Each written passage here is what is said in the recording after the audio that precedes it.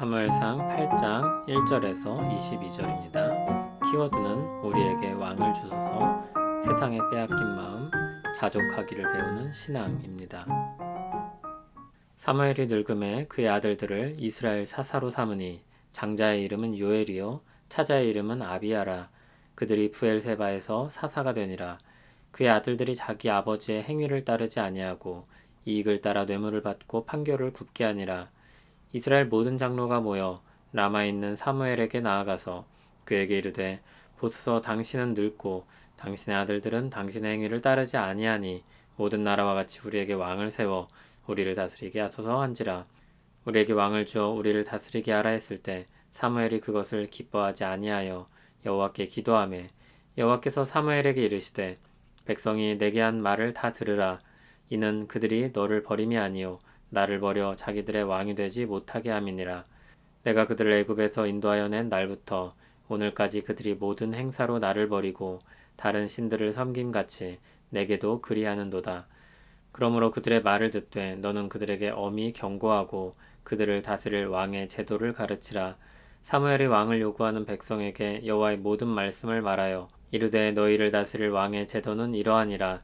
그가 너희 아들들을 데려다가 그의 병거와 말을 어거하게 하리니 그들이 그 병거 앞에서 달릴 것이며 그가 또 너희의 아들들을 1000부장과 50부장을 삼을 것이며 자기 밭을 갈게 하고 자기 추수를 하게 할 것이며 자기 무기와 병거의 장비도 만들게 할 것이며 그가 또 너희의 딸들을 데려다가 향료 만드는 자와 요리하는 자와 떡 굽는 자로 삼을 것이며 그가 또 너희의 밭과 포도원과 감람원에서 제일 좋은 것을 가져다가 자기의 신하들에게 줄 것이며 그가 또 너희의 곡식과 포도원 소산의 11조를 거두어 자기의 관리와 신하에게 줄 것이며 그가 또 너희의 노비와 가장 아름다운 소년과 나귀들을 끌어다가 자기 일을 시킬 것이며 너희의 양떼의 10분의 1을 거두어 가리니 너희가 그의 종이 될 것이라.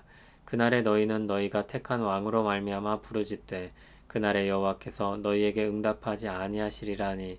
백성이 사무엘의 말 듣기를 거절하여 이르되 아니로소이다. 우리도 우리 왕이 있어야 하리니 우리도 다른 나라들 같이 되어 우리의 왕이 우리를 다스리며 우리 앞에 나가서 우리의 싸움을 싸워야 할 것이니이다 하는지라. 사무엘이 백성의 말을 다 듣고 여호와께 아뢰매 여호와께서 사무엘에게 이르시되 그들의 말을 들어 왕을 세우라 하시니 사무엘이 이스라엘 사람들에게 이르되 너희는 각기 성읍으로 돌아가라 하니라. 아멘.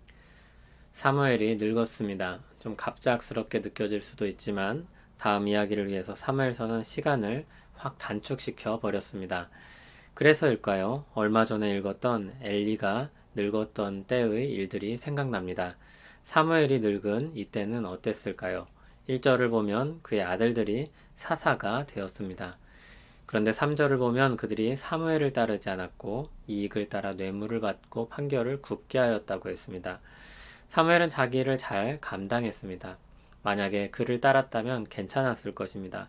그러나 그의 아들들은 사무엘이 아니라 이익을 따라서 일했습니다.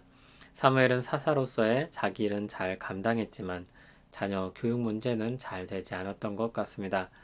그러자 4절에서와 같이 장로들이 사무엘을 찾아가 항의하고 요청했습니다. 그의 아들들이 사무엘과 같지 않으니 왕을 세워달라고 요구한 것입니다. 그런데 6절을 보면 사무엘이 그들의 요구를 기뻐하지 않았다고 했습니다. 사무엘은 그들의 요구가 악하다고 생각하며 하나님께 기도합니다. 7절에서 하나님이 이렇게 말씀하십니다. 이는 그들이 너를 버림이 아니요 나를 버려 자기들의 왕이 되지 못하게 함이니라. 하나님은 이스라엘의 불순종이 출애굽 때부터 지금까지 계속되고 있다고 하셨습니다. 하나님은 그렇게 말씀을 하시면서도 그들에게 왕을 주시겠다고 하십니다. 그러나 그들이 원한 왕이 어떤 결과를 가져올지 그들에게 먼저 알리시고 경고하십니다. 이스라엘 백성들은 다른 나라와 같은 왕을 구했습니다. 그리고 자신들을 위해서 싸워줄 것을 기대했습니다. 그런데 그 왕들은 어떤 결과를 가져다 줍니까? 그 왕은 분명 그들을 위해 병사를 이끌고 싸울 것입니다. 그러나 그 병사는 그들의 아들들일 것입니다. 그리고 그 필요한 것들까지도 요구할 것입니다. 그 이상을 요구할 것입니다. 그들의 아들들을 요구할 것이고 곡식을 생산하도록 요구할 것이고 무기 등을 만들라고 요구할 것입니다. 그리고 그들의 딸들을 데려가서 향료를 만들고 요리하는 일에 쓸 것입니다. 그리고 가장 좋은 것과 11조를 왕의 관리와 신하들에게 줄 것입니다. 노비와 가축 등도 가져갈 것입니다. 16절 끝에 그들이 원한 왕과 그들의 관계를 아주 간결하고 정확하게 제시합니다. 너희가 그의 종이 될 것이라. 그들이 원한 왕의 결과입니다. 그때 그들은 자신들이 택한 왕으로 말미암아 하나님께 부르짖게 될 것입니다. 그렇게 사무엘이 하나님의 말씀을 전하자 백성들이 어떻게 반응했습니까? 여전히 돌이키지 않습니다. 그래도 왕을 달라고 했습니다. 20절에 그들이 원한 바가 잘 나타납니다. 다른 나라와 같이 되는 것, 자신들의 왕이 자신들의 싸움을 대신 싸워주는 것입니다. 사무엘은 그들의 말을 다 듣고 하나님께 아뢰습니다. 하나님은 그들에게 왕을 주라고 하셨습니다. 사무엘은 이스라엘 사람들에게로 가서 그 말을 전하고 각기 성읍으로 돌려보냅니다.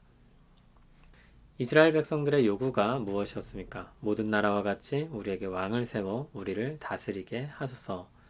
그들은 무엇을 보았고 무엇을 원했습니까? 그들은 세상을 보았고 세상 사람들이 추구하는 것과 같은 것을 원했습니다. 그들이 본 세상에 온 마음을 빼앗겼습니다. 그들은 무엇을 듣지 않았고 무엇을 버렸습니까? 그들은 하나님의 말씀을 듣지 않았고 하나님을 버렸습니다. 들어야 할 말씀에 귀를 닫았습니다. 우리가 세상을 보고 욕망에 빠져들 때 일어나는 일입니다. 하나님은 분명히 그로 인해 생길 문제들을 알려주셨고 경고하셨습니다. 그러나 욕망에 불타는 전차는 멈출 줄 모르는 법입니다. 요한일서 2장 15절 16절을 보면 세상을 사랑하는 사람에 대해 말씀하시는데 그들의 특징이 세 가지로 제시됩니다. 육신의 정욕, 안목의 정욕, 이생의 자랑입니다. 이것은 모두 하나님께로부터 온 것이 아니라 세상으로부터 온 것이라고 했습니다. 우리가 세상 속에서 살면서 여러 가지 것들을 보고 느낍니다. 좋은 것들을 보면 부럽기도 하고 시기도 일어납니다. 그런데 오늘 말씀에 비추어 보면 그 길은 하나님께 떠나가는 길입니다. 거기엔 하나님이 주신 것들에 대한 불만이 있습니다. 그러나 하나님 안에서 만족하는 사람은 있을 땐 있는 것을 가지고 기뻐하고 없을 땐 없는 것을 가지고 자족합니다.